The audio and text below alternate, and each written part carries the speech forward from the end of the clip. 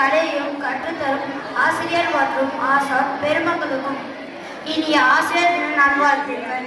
சமீபத்தில் வெளியாகி பெரும் பாராட்டை பெற்ற சிலம்பம் பாடலை எனது மாஸ்டர் வடிவேல் அவர்கள் எழுதி நடத்துகிறார். நானும் அதில் நடத்துகிறேன். அந்த பாடலை உங்கள் முன் சிலம்பம் கலையை காண்பிக்க உள்ளேன். நன்றி.